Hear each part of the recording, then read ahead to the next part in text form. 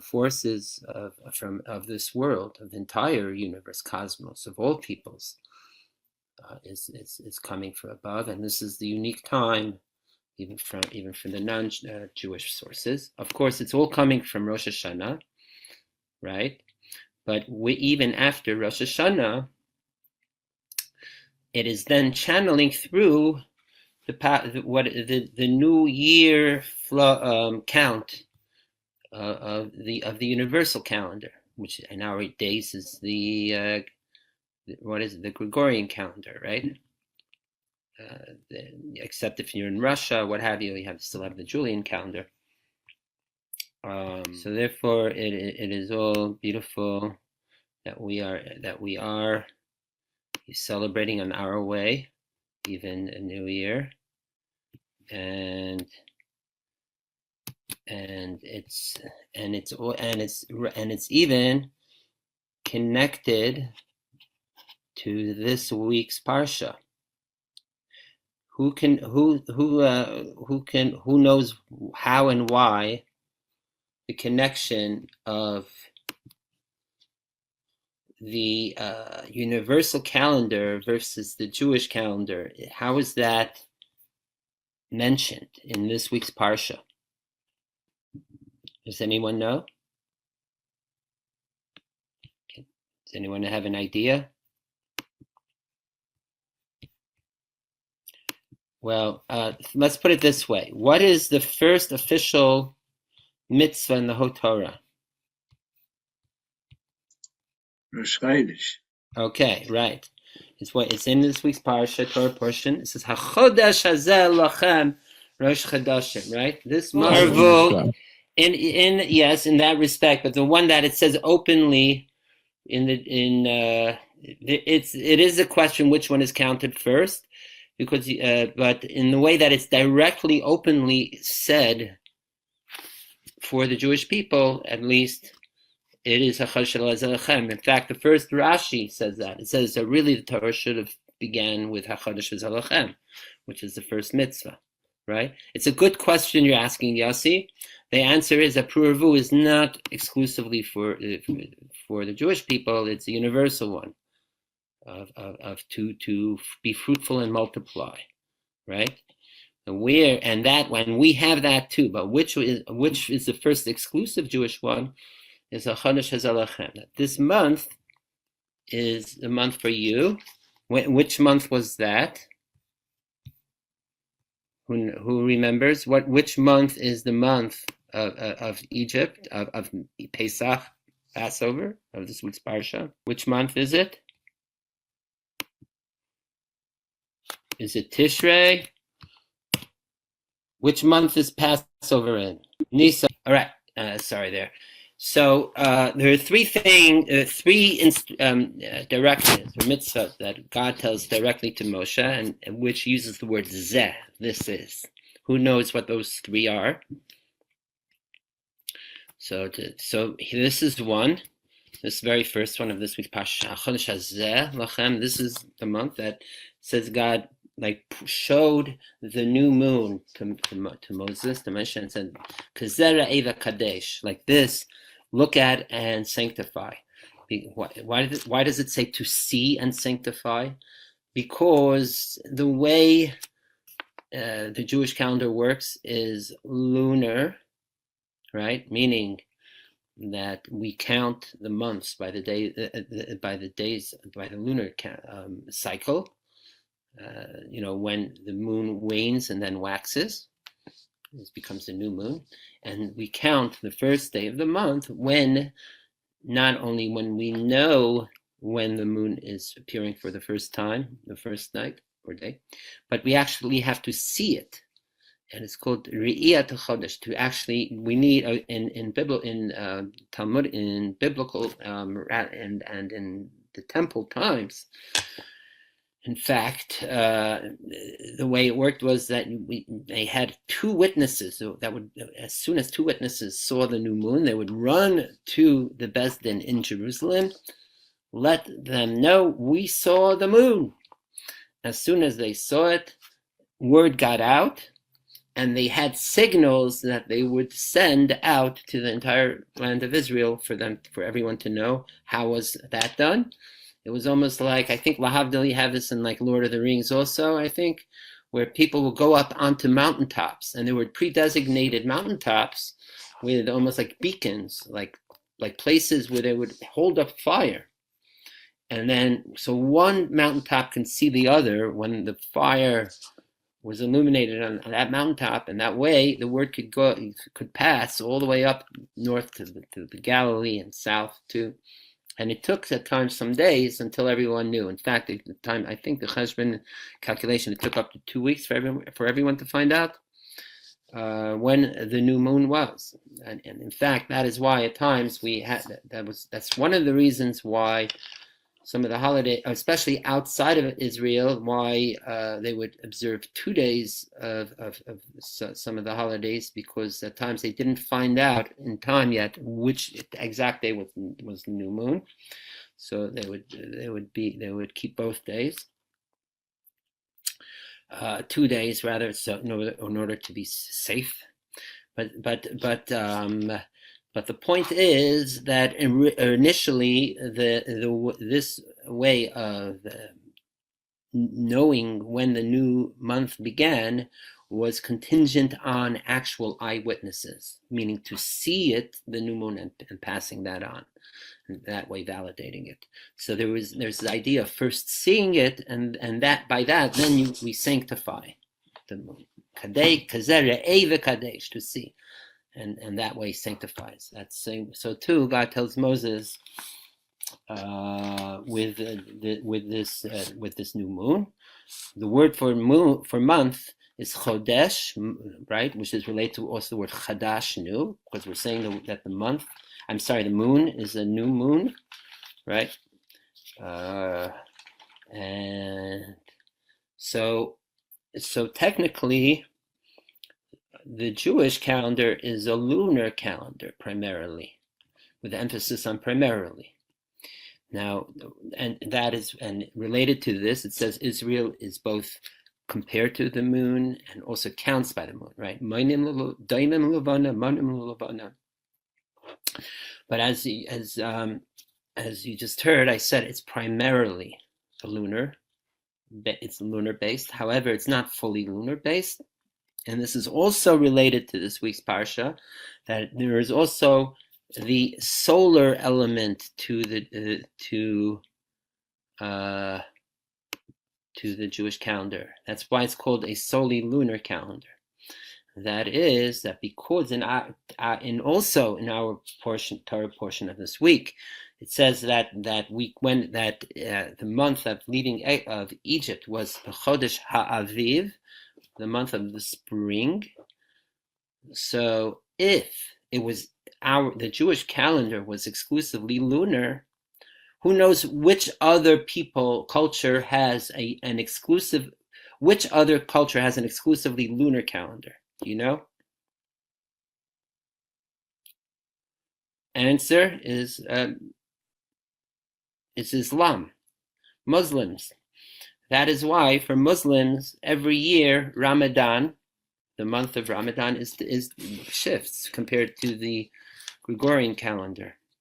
And in fact, you give it enough time, Ramadan will go from winter and then into spring and summer, fall, back to winter, right? It's not set in a specific season, because how many days difference are there between a lunar year and a solar year? Who knows? Answer is like 11 days and change. Okay, so already in 3 years, you're already more than a month difference, right? A lunar year is 354 plus days, and a solar year is 365. So that's why. So if how can if the Jewish calendar is lunar, how can Passover always be in the spring, right? Incidentally, the word for spring in Hebrew is aviv, aleph beis yud beis, because spring is also seen like the beginning. If you look seasonally, when do things begin to grow again? When does it start getting warm again? When do we begin planting again? That's in the spring. And the letters too is aviv, aleph bet. That means the beginning, like we're starting all over again, aleph bet. That's just as an aside. So how does the Jewish calendar take care of this to make sure that even though we're a lunar calendar, that we still have Passover every spring? The answer is that we have a leap month. We have a leap month, an extra month. Like this year, how many Adars do we have this year? We have 2 Adars, because if we wouldn't, then Nisan would still be at the end of the winter, and Passover wouldn't be in the full spring yet. So that is why we have. That's why we have leap year, a leap month. Whereas, incidentally, the solar calendar also has like a leap year. Once every 4 years, I think, right, they add 1 day, not a full month, because the variation between the solar calendar and actual cycle is much slimmer, and like an hour and something, I think. There's different opinions also in the Talmud and the laws of Kiddush HaChodesh. There's a whole part in Maimonides also, in addition to the tractate of Rosh Hashanah, which goes into this, is also in the Mishnah Torah of Maimonides, of the Rambam. There's Hilchot Kiddush HaChodesh, the laws of sanctifying the month, the moon. And the Rambam also goes there into technical mathematical detail, how we calculate the new moon. Because after the destruction of the temple, we don't have the full-on validated Beis Din, and we don't observe this way of this commandment of sanctifying the new moon the way we used to then, and therefore we use our predesignated calculations to induct and extrapolate when the new moons will be henceforth for every month on. And it's known as the molet, when it's new moon. And then like the Shabbos before the new moon, Rosh Chodesh, even in Shul and Shabbat, we say the molet will be this time and an hour, minute, and how many portions, chalakim. Not like we split the hour into chalakim in the Hebrew way of timekeeping. So we don't rely anymore on eyewitnesses. And the difference is that it could be in the times of the temple that even if there was a miscalculation, people thought that they saw the moon and brought testimony to that to the Beis Din. And the Beis Din validated, okay, the new month began, and then later they found out it was an error. Oh, it was a really white cloud rather than the moon, whatever it was. But still, once the Beis Din says it is the new moon, it was the new moon.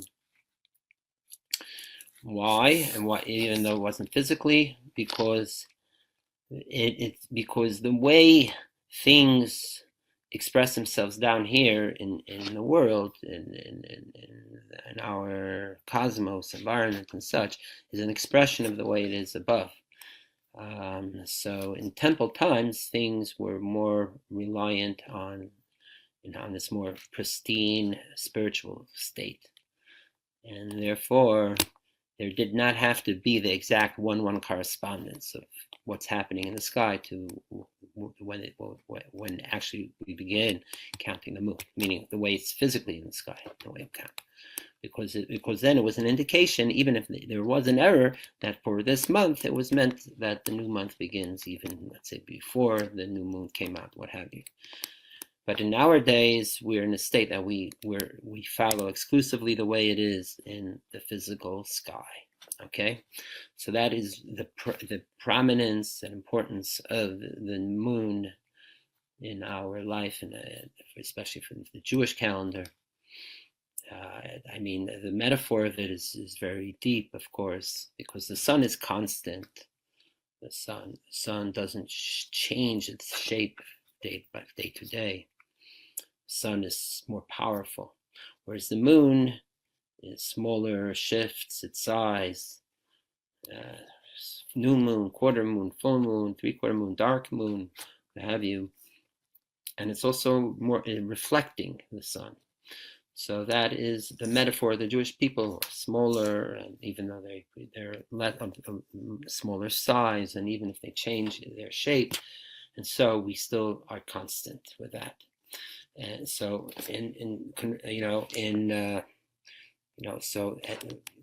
conversely, the sun, as said, is this great luminary, and it has more of that steadiness to it. In fact, when God first created the luminaries of the sky on day 4 of creation, it says that the sun and moon were co-equal, that their power was the same. Until God said that 2 kings cannot wear the same crown. And because of his certain states and whatever happened, the sun was demoted. I'm sorry, the moon was, and was given more the night. But it says that when Mashiach comes, when the full restoration of the purpose of creation will happen in the Messianic period, the moon will be restored to its original size and luminance, and some places in Kabbalah, let's say the Arizal says, will be even greater than the sun. Okay, so also in the Rihanna Kabbalah, the sun is masculine, the moon is feminine. It also foreshadows or mirrors the symbiosis of Adam and Eve, the first male and female, and Eve also diminishing at some point, but then returning to height and even rising higher than the male, the feminine powers being greater, becoming greater.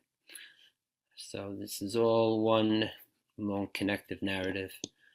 The point being that again, that in this week's Torah portion we have both elements. We have the Jewish calendrical calculation following the moon, and at the same time we give importance to the sun, which is the more universal calendar. And in a way it's a beautiful balance, because we're saying that we're not just keep sticking to our moon way, as great as it may be, as much as that may represent the Jewish experience, but we are including the sun way too, and we know how to balance. We're saying that our way is not primarily the sun way, but we incorporate the sun way into our moon way. So therefore, this week too, even though maybe we have our own Rosh Hashanah, which usually, the way we count our Rosh Hashanah, the Jewish Rosh Hashanah, beginning of the year, usually is a few months before, like September time. It's like 3-4 months before January 1st. But at the same time, we still recognize the universal New Year. We don't have to follow it based on the count of the birth of a certain individual that back 22 years ago, but the idea is there.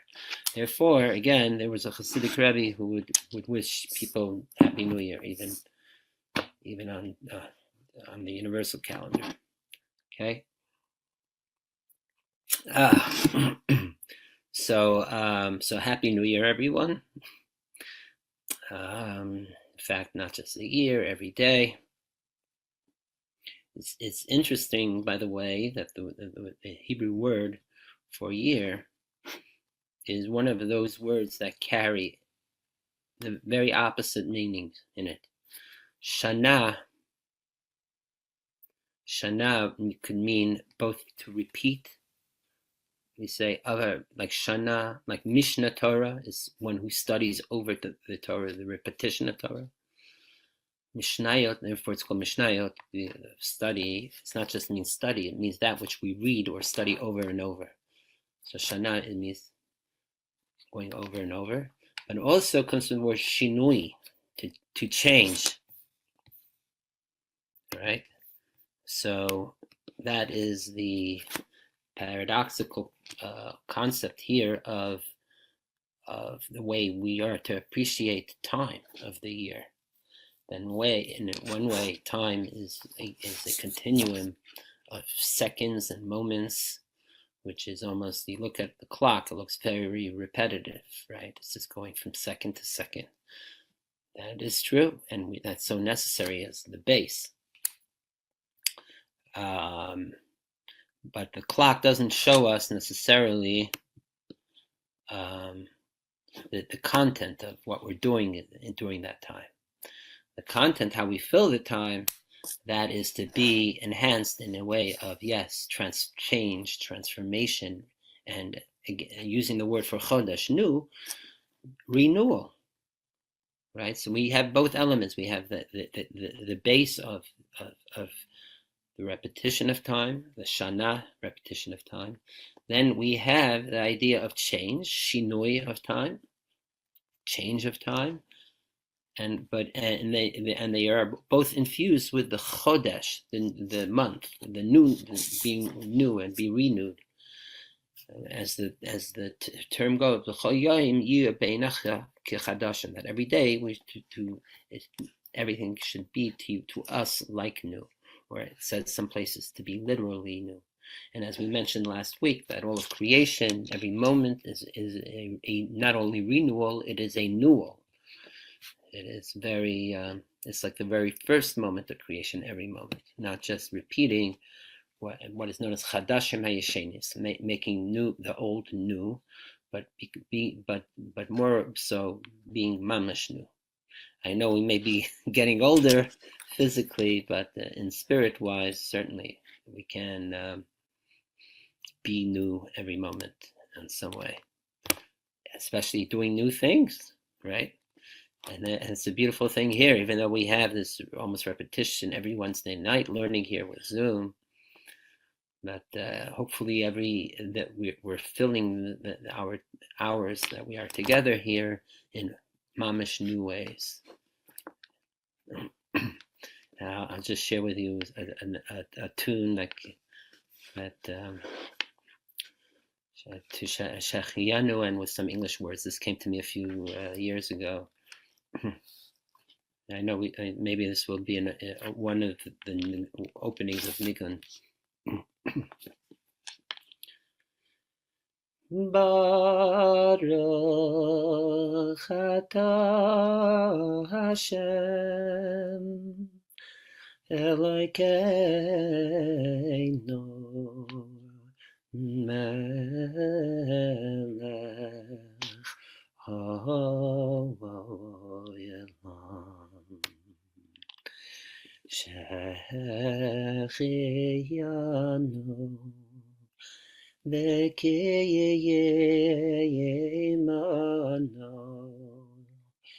v'higiyanu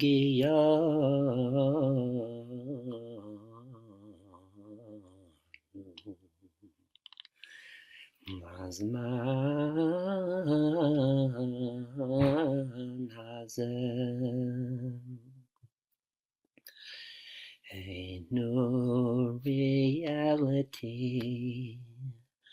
ain't no beginning, ain't no way,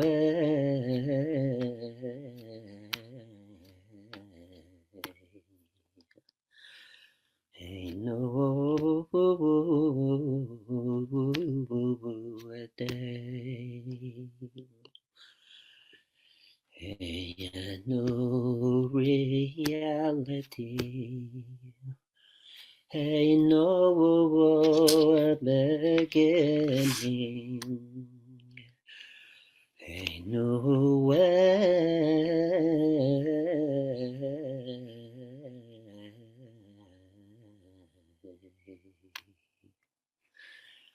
ain't no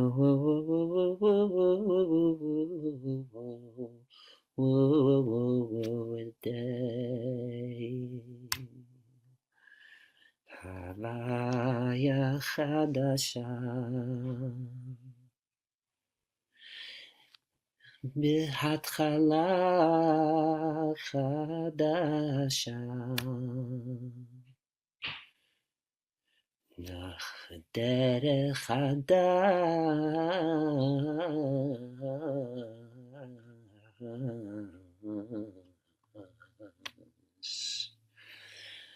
Yo wo wo wo wo wo wo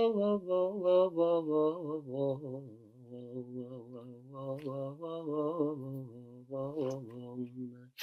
Chadash. A new day, a new life, a new every day. As I say, today is the first day for the rest of my life, or the night and month and what have you. So, Shvat, they say, Chassidim say, the Shvat is Shin Beis Beit Tet. They say it stands for Shiva Ser Besurot Tovot.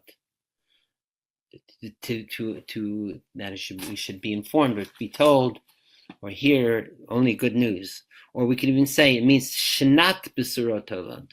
That's Shvat, right? Okay, year Besurot Tovot. So Mamnish, may we manifest this all the way. And actually, by the way, saying about New Year, I was saying that the New Year of the tree will be Tu B'Shvat, but the truth is that is the opinion of Beit Hillel. But according to Beit Shammai, it began already Rosh Chodesh, like 2 days ago already, 3 days ago. 3 days ago, right? Whenever Rosh Chodesh, that is when it begins, and it says in the tractate also Rosh Hashanah. Do we count when, according to like Beit Hillel, is when the very beginning of the sprouting of the actual twigs of the branches of the tree, or do we say when there is already the flow of the xylomium sap, right? The chanita, what is it called? I think the chanita is already beginning to draw through the tree. So in a way, it's already beginning now, the flow. So, the difference, why? What's the difference? One, it's the one on the 15th of the month, Tu B'Shvat, is when we see it. But in reality, what is in the Pnimiut, in the more inner level, it's already happening. It's just concealed for us, for our eyes. But even by knowing that it's happening is already beginning a state of renewal for us. And as we know, it's the tree. It's not just the tree is us, ki ha'adam eitz hasadeh, right? We are the tree of life too, and we are the Ilan. Maybe next week we'll sing a song for the tree. Maybe I'll sing another short one, even because very short one, another short niggin that came up for ki adam eitz hasadeh, because it's so short we could sing it again, just to follow Beit Hillel, okay? Ki ha'adam eitz hasadeh, ki ha'adam eitz hasadeh, ki ha'adam eitz hasadeh, ki ha'adam eitz hasadeh, ki ha'adam eitz hasadeh, ki ha'adam eitz hasadeh. Ki ha'adam eitz hasadeh, ki ha'adam eitz hasadeh. For we all are trees of the field, for we all are trees in the field, for we all are trees in the field, for we are all trees in the field. For we all are trees in the field, for we all are trees in the field. Ki ha'adam eitz hasadeh, ki ha'adam eitz hasadeh. All right, there you are. A little bit of a vart and even an image. There's another place. Where else it says?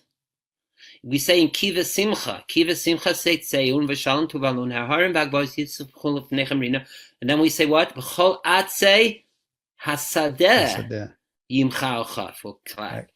You know why I think it is? This is my personal take. Didn't read this or hear this anywhere. One tree in the forest gets lost. It doesn't stand out. They blur. There's just so many. You don't see the uniqueness of each tree. Even if you go into the redwoods, there's so many and everything. You can't tell which is the tallest or you can't see the full dimension of each tree by itself. It's that almost lone tree, or those trees that are spread out in the field, which or the trees at the edge where the forest meets the field. That is where you see the full majesty, grandeur, beauty of the tree. Okay, there is trees connected to the leaving Egypt eventually at Kriyat Yamsuf, that there were trees growing even in this, the splitting of the sea. And that all of nature, including the trees, were in consort, in harmony with the miracle. And so it's beautiful that almost we have the foreshadowing. The Rosh Chodesh Nisan is seen also as a Rosh Hashanah, the beginning of the month of Nisan. In fact, right, it says that the Talmud in Tractate Rosh Hashanah says that there's two opinions, Rabbi Lezer, Rabbi Yeshua. One says the world was created on the first day of Tishrei. One says the world was created the first day of Nisan. And we follow that it's Tishrei, which is technically called the seventh month, because we count from our calendar. Again, the first month is Nisan, actually. But so it's explained in Kabbalah. True, the world was actually created in Tishrei, but in the dimension of thought, or if you see the actual creation of our world being tikkun, the state of tikkun, but in the state of tohu, of positive chaos, that means the way things are in its primordial state, it's more pre-physicalized state, then actually the world was already being created, designated the first day of Nisan, almost like we could say the very beginning of emanation of the infinite light, or Ein Sof, began the first day of Nisan, and only then it followed, and then only 7 months later was the world actually created. Even though there wasn't any actual physical time, but there is a concept of time before time, what is known as Seder Zmanim, the structure of time. We know things even in our physics. We know that there is a form of like time or before the Big Bang, or at the beginning of the Big Bang, however we want to say it, but that's not our absolute time. According to Einstein, all time is relative, but you could say there's the way it is at its origin too. It's most condensed and pre-time, something like that. So but it is connected. Why? With the narrative that we have in the Torah, because as we said, the first mitzvah designated for the Jewish people is this: Kiddush HaChodesh, sanctifying the new moon, meaning beginning that the calendar begins with the first day of Nisan. That's in this week's Torah portion, and that is what is the segue to the actual leaving Egypt, right? Because we count to the 10th day of Nisan when they took the sheep, the Paschal lamb, and prepared it, kept it at the door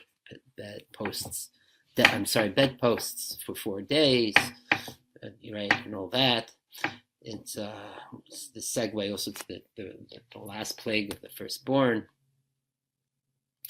So all this, the destiny of the creation of the world, which is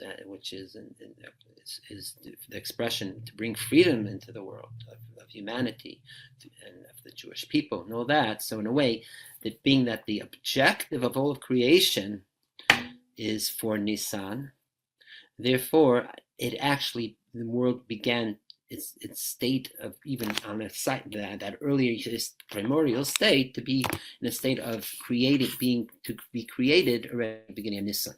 as we've learned many times before, that before we actually make something, there is the artist, to make something, there is the coming up with the thought of the creation. And, even having that pre-taanug, that pre-bliss, delight, pleasure. And in fact, I just sent to Esther Ruth a chart on taanug. Maybe I'll share it now, because this way we could plug things in with Shabbos. Share screen. This we used when we were learning with the Kagavna, so for those who haven't been here, right? So if you see here, these are the different levels of having pleasure state. So already, before the artist makes something, there's the vision, the desire, the want. Before you make the sculpture or the painting, or even the composition of music, you have the idea. You have that, just on a purely psychic level, how to create the thing. And then you actually start making the thing. But like, if you are thinking too much, or of like the way you will feel about it once it's finished, while you're making it. In other words, if you're going to start having that pleasure or bliss or delight, taanug of it while you're making it, then you wouldn't finish it. You would have already that wish fulfillment, as it's called. It would in fact delay, and the person wouldn't even finish the job, the art project. That's why, while making the object, the art, the artist needs to suppress those feelings of delight, of what it would be like once the art is finished. So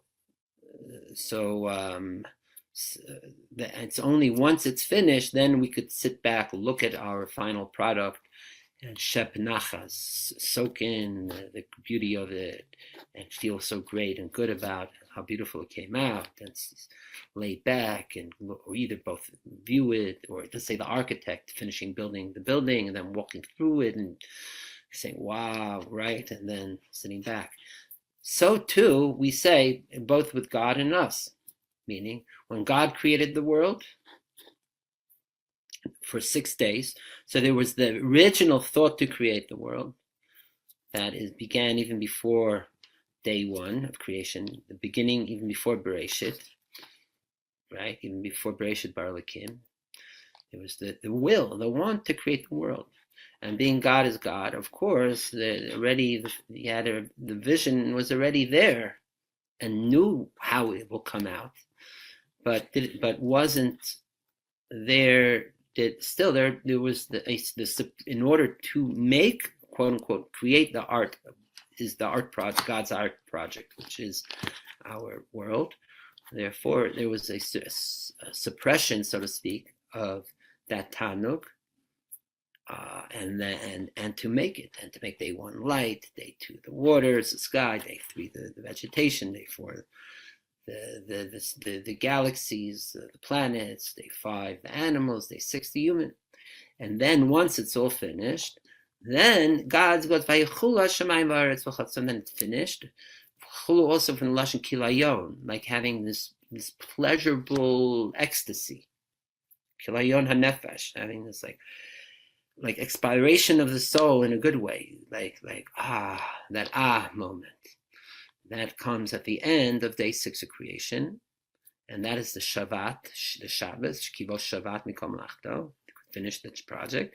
Now I could sit and soak in the delight of it, right? And so therefore we too emulate that every day, every week of our lives, that we are aware that the objective is the end for Shabbat of every week, but we keep it in check. We work in the world every hour, Sunday, Monday, Tuesday, Wednesday, Thursdays, Fridays, even though we know what's coming, but if we were thinking too much every day, Shabbos, now is like Shabbos, then we wouldn't get to do the practical things we need to in the world. I know that there were great holy Yidden like Shlomo and others say, yeah, they would say, oh, Sunday Shabbos, Monday Shabbos, Tuesday Shabbos. In fact, we do that every day. We say in our Shir Shal Yom, the song of the day in prayers, Hayom Yom Rishon Shabbos. Today's the first day of Shabbos, towards Shabbos. Yom Sheni b'Shabbos, Shishi b'Shabbos, Chamishi. So we're already evoking Shabbos every day of the week, but we are not letting the Shabbos at spirit come fully forced, fully glow out, even though that we know it's there, because if we did, we wouldn't get to our full day-to-day the necessary things we need to do. The thing is, even in every day, there are moments of Shabbos. It's brought down in Chassidus when we daven or we learn, do holy work during the week. Those are mini moments of Shabbos, even during the weekdays. Okay, but then we leave it. We finish davening, we close the siddur, take off the tefillin, or we close the book from learning, and then we have to become wheeler dealers. We have to take out the garbage. We have to pick up the kids from school, whatever it is, right? Back to the practical world. But we still always have these glimmers of Shabbos even throughout the week. Just like the artists too, even when they suppress that taanug of the end product of their art, there's still once in a while they could, for motivation, you would think of I can't wait till it's done, and you still have that vision in the mind of what it's going to be, how beautiful it'll be. So in a way we have that. I don't know if you know the song from the Fugs from the 60s. Julie Knufenberg and Gary Snyder would sing. Sunday, nothing. Monday, nothing. Tuesday, Wednesday, nothing. Thursday, Friday, nothing. Saturday, also nothing. And then they had different things, like New York Times, nothing, Trotsky, nothing. Then they go all different things. It's based on an old Yiddish niggin. Zontig, Babelach, Montig, Babelach, Dinstig, like Sunday beans, Monday beans, Tuesday, Wednesday. Every day you're eating the same thing, beans, whatever it may be. But really, we could sing Sunday, Shabbos, Monday, Shabbos, Tuesday, Wednesday, Shabbos, Wednesday, in a way, you know what I mean? So in a way, yeah. So really, Shabbos is always there every day of the week, but it's not meant to be in its revealed state. That's the vart. Okay, the vart is that in order to get things done, we can't feel that pleasure too much all the time. Otherwise, that's a psychological phenomenon. We know wish fulfillment. People who overthink and imagine too much that they've already finished accomplishing what they were just beginning, then they never get the job done. So in this chart, you see a bit of this weekly cycle of taanug, of the delight, as correlating to the levels of going up. So this is getting way technical here, and this plugs into the Maimer, what we were learning in Chassidus with Kagavna. But suffice it to say, the weekdays we're still down at the level of Bria, the lower realm. It's only Friday night that we still start going up from number 2 to number 3, and the Shabbos day to number 4. What does it say? Saturday day, we go all the way up to 5, 6. These are upper and upper levels of taanug, and then we expand it down Shabbos afternoon. All right, down all the way down to our state. In Shabbos afternoon, the time of Riven Deriven, it's called the light of the lights, when the taanug, which is represented with Atika Kadisha, the innermost of Keter, even deeper than Archanpin, and the Atik Yomin, as we've been talking about ancient days, is Keter in its totality, and it has 2 realms. The outer part is Arichanpin, the longer, the elongated countenance. And the inner part is Atika Kadisha, the ancient holy ones. This is what we've been learning in the Idir Rabbah, right? And hopefully we'll get to it later. So this is so I'm just showing you this because I always wanted to connect what we're studying here about the parsha and everything with what was the main theme why we're learning here, which is the specialness of Shabbos, and now that we're at the end of Bnei Chala, specifically Shabbos afternoon. So that here on the chart is, if you see here, it says from 6 to 7 is Saturday afternoon. It's taking from the highest level of taanug atzmi klali hapashut to bilti murgish, the unfelt in a good way, meaning it's beyond feeling even. It's like if you think in the way the mystics talk about the mystical experience, or psychonauts, whether it's if you ever read the materials of Alexander Shulgin and others, that there's 4 levels of having the psychedelic experience or mystical experience. You have 4th level is peak experience. It's where there's total submission, surrender, no total loss, no self-awareness or of ego, whatever, total dissolution and unity. That is up here, the unfelt, essential, general, abstract pleasure. Okay, that's where we are reaching even before Shabbos afternoon. We're there already, Shabbos by day. Shabbos afternoon is now taking that core of cores, that innermost of the light of taanug, and expanding it, spreading it to go not only deep, but it's like spreading it through our whole being, even in our conscious, visceral reality world. Okay, even the most tangible, from not just to be in the innermost point of the brain, let's call it the third pineal gland or third eye or the heart, but to spread all the way down to our tippy toes and feel it all the way through, right? And there's 2 ways of saying one surrenders totally. One is that one gives up all feeling or sense of self. But even greater than that is not just saying we're going to that core source, we're beyond everything, but we're saying we could be in that beyond and that inner existential state of the essence, and have that permeate to every part of us, every limb and gland, every aspect of us, into our very physical condition and world. Okay, and that in a way is greater than reaching the highest of the high. The highest of the high is not going to the highest of high, but the highest of high is taking the highest and high to come to the lowest of the low and still be the highest of the high. Okay, that's the point. And that is what we are accomplishing every Shabbos afternoon. So too, what we're talking about with creation, that the whole point is to bring it manifest, even the highest of the high of everything, into our world. And that's what we're accomplishing. That's the uniqueness also of Exodus. And through, we say, Tishrei, we said, is the actual physical creation of the world. It's the birth of the creation. And then Nisan, and we say, is the birth of a nation, of the people, even more of the designation of the Jewish people and freedom and such.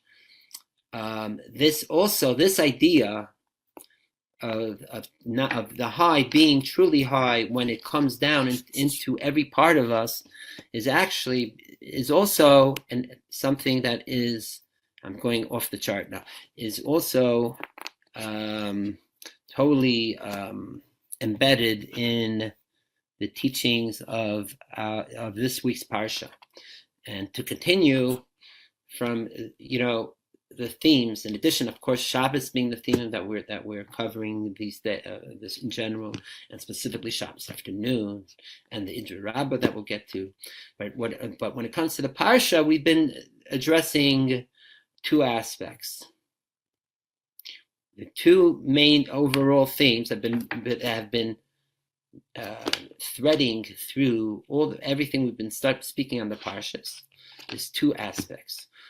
The last few weeks, beginning with Shemot, we've been discussing the idea of name.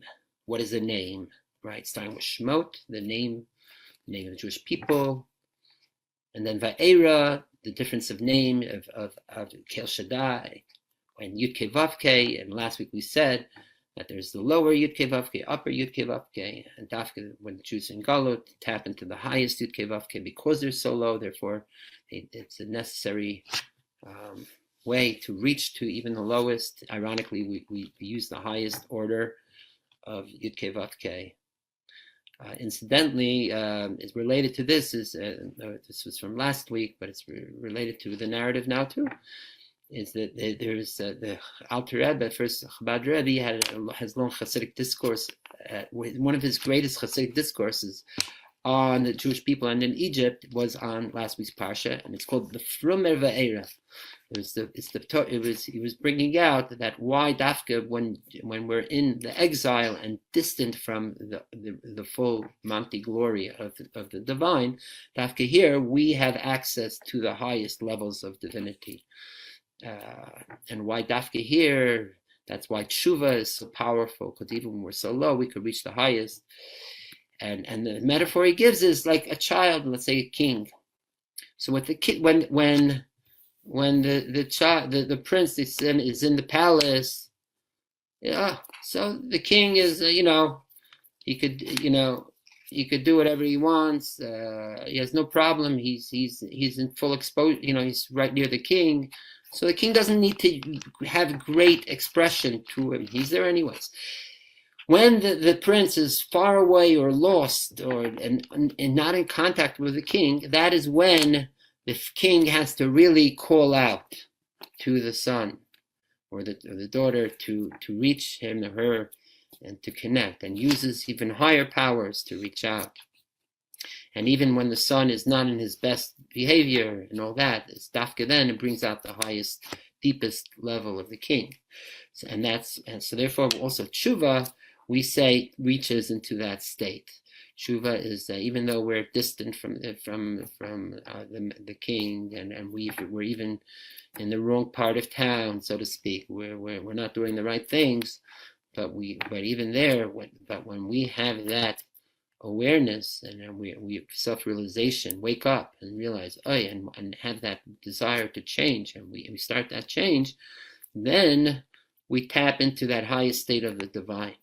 If you remember, we spoke about last week that there's two levels of Yud Kei Vav Kei. There is a lower level Yud Kei Vav Kei, Yud Kei Vav Kei Dul Sata, which is more that constancy of time, of Yud Hoive, being Mahavim, things being created, following moments following the next, in just the linear state of our normal, natural reality. But then the higher order of Yud Kei Vav Kei, Yud Kei Vav Kei Dul Le'ela, is the way we say that past, present, and future are conflated into one. Into this moment, we have past and present, past and future in the present. Right? So that's beyond our laws of nature. That's the state of the miraculous, and that's why dafka in this state. That's why all the miracles for the Jewish people take off primarily now. Dafka when the Jewish people are stuck in the lowest levels of Egypt, 49 gates of impurity and all that. Now this concept of being in a conflated, like beyond time in time, is exactly the very idea of tshuva, of doing penance, of doing return. Tshuva. Why? Because what is tshuva saying? Tshuva is saying, yes, in the past I did something wrong, but through my contrition and actual change in the present, I could reverse whatever happened in the past, and either undo it or transform it into positive. Whether the ill deeds are wiped away or they're transformed into good, depending on the level of tshuva, as the Talmud says. Tshuva from awe just gets rid of the sin. Tshuva ma'ahava, out of love, can transform the sin into a mitzvah and positive, and take it into our future. So in tshuva itself, per se, is built in this concept of tapping into that which is beyond time, or in the conflation of time. Because really, how does it work? Well, you're going to tell me someone did something wrong in the past. Now you're going to tell me tshuva is going to changing it. How can you? The past happened already. It's no more. So we say no. We're tapping into a state which is beyond time, or where the present can affect the past and change the past, and that is that higher order of Yud Kei Vav Kei. Okay. So that is, and therefore we say dafka now. This idea of God's name, with the name of God, is now the higher level name of God. So hopefully this week too we'll continue also discussing in our parsha this theme of name. What is in a name? As we'll see in our parsha, there's also the concept of name. Okay, I won't give it away yet. And just to add, the other parsha themes that we've been going through for even more than the last 2 weeks is that for everything in the holy, there is also the opposite. It's mirror opposite. It's inverse, converse.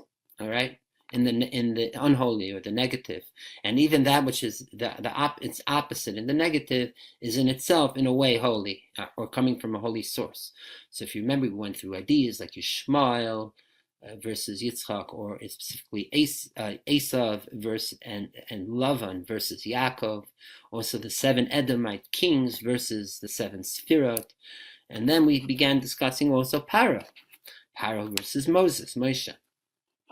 And last week we also, if you remember, we spoke about how Paro, we went through a couple definitions of the name Paro, which reflect this.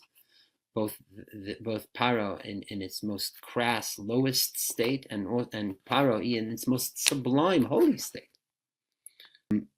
So the two aspects of Paro, we said the lower state of Paro is that the highest state of Paro we brought them in the Zohar from the end of Bereshit to Vayigash, where it says that the voice went through the house of Paro. The house of Paro represents Isperiu by Kol Nahirin. That it's the source from where flow came out all light. So the word Isperiu means came out of, or shed out of, folded out of, right? It's related also to the word I mentioned of circumcision. In addition to the incision, cutting, the milah itself, there's also something called periya, the unfolding, to reveal. So the Isperiu bei kol nahirim. So it says Pare is coming from the highest of highest sources of the sort of the house. If you want, we could even look briefly at that Zohar again. We also mentioned last week that even that's coming from that highest of sources, but it reaches actually in our world in the lowest states. Para from the word ha'aref, the back. Okay. So in a way, it's like the highest of the high and the lowest of the low, as Shlomo would say. And we had that in other aspects also, like Esav and Lavan, saying how high they come from the worlds of Tohu and such, but really they practically come down to really low negative states. The reason is, why are all these negative forces coming from such a high state? Because the whole point is transformation, to tap in, not to get caught up into the negative aspects of these entities, these tropes, but to know and how to deal with them in such a way, to deal with the Esavs and the Lavans and the Paros in such a way that we by avoiding the negative or the filthy impure parts of them, but still be able to elevate those parts of them that are elevatable. Okay, and re-merge them, bring them back to their sources, and certainly elevate that they are too from the highest of the high. So in Parai 2, we have those two aspects, and just thinking how we're going to. So continue. So let's continue with Pare, because we're speaking about that. And then we'll go into the name aspect, okay? So we'll get some of the Parsha in. And it's also connected. You'll see how all this is connected to what we were speaking before, that the true highest of the high is when the highest of the high comes into the lowest of the low, while still remaining the highest of the high. Okay? So firstly, what does it say at the very beginning of our Torah portion? Let me let me open up so Chaver could see inside the text, the Torah portion. I'm just going to pull up from memory, bilingual. Here, all right.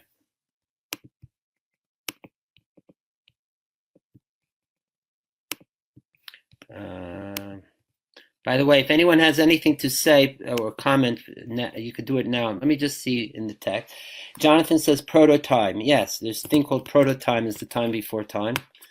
There's also, I think it's sort of also an echo of Marci Eliade, who's a known anthropologist. He speaks about this time before time. He speaks about linear time, cyclical time, the eternal return. The myth of the eternal return is one of his books. He talks about also this like non-linear time thing. Okay. You also say if you spell time backwards, you get emit. Wow, as an emanate, as an lahatzil. That's genius. I never thought of that. Thank you. Yes. So certainly, if you loop time backwards, if you play Beatles songs backwards, right? Yeah. I don't know, or you just have a clock ticking backwards, maybe. Or that whole, I don't know if you've seen those movies that play with backwards time. There was one called Memento, came back in the day. It was an interesting movie. There's some, actually, when I was in film school, I wrote a whole paper on different films that play around with time, linear time, and certain, I forget which other films I used. I used that film, another film, where time also goes backwards. Right? Because what is film? Film, you have both narrative, is going from beginning to middle to end, and also the actual celluloid is playing. But anyways, so yeah, we take time for granted. It's the fourth dimension, but so necessary, without which nothing will happen. And they say time is more. It was created before space, even. They say. Anyways, because time has more built into it the idea of cause effect or precedent accident. We call ila and alol, siba and mesuba. Space is more like just plateau, right? Anyways, yes. Baruch Hashem, and like our time is certainly going forward here. So let's continue. All right, so pare, very good. By the way, just thinking, what